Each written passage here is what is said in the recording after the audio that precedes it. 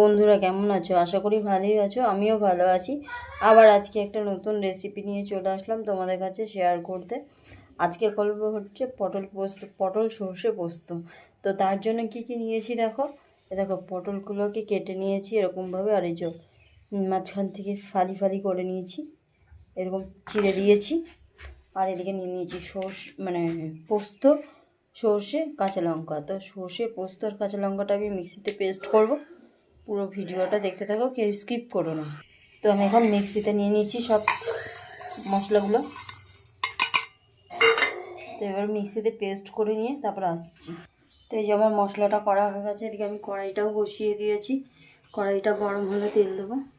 গরম হয়ে গেছে, এবার আমি তেল দিয়ে দেবো। গরম হয়ে গেছে, এবার পটলগুলো আমি ভাজবো।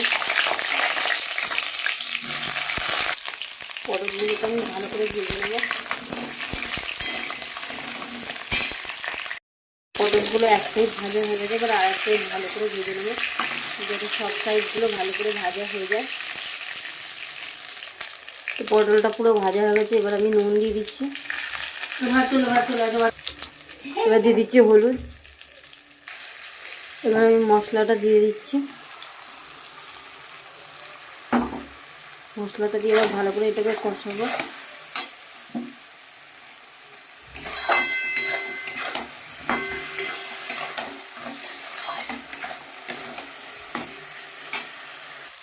কষানো হয়ে গেছে, এবার মশলা ধোয়া জলটা দিয়ে দেবো।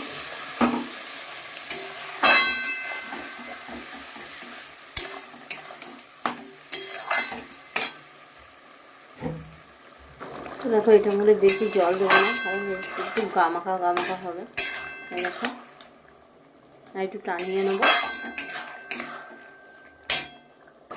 এবার এর মধ্যে একটুখানি চিনি দিয়ে দেবো, কারণ এটা একটু মিষ্টি মিষ্টি হয়, মানে খুব মিষ্টি না, ঝাল মিষ্টি হয়।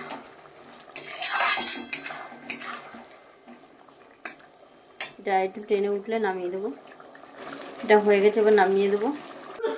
তো এই দেখো আমার সর্ষে পোস্ত পটলটা তৈরি হয়ে গেছে। তোমাদের এই রেসিপিটা কেমন লাগলো জানিও কমেন্টের মাধ্যমে। আর নতুন বন্ধুরা আমার আইডিটাকে ফলো করে দিও। তো আজকের মতন টাটা বন্ধুরা, ভালো থাকো, সুস্থ থাকো। আবার খুব তাড়াতাড়ি একটা নতুন ভিডিও নিয়ে চলে আসছি।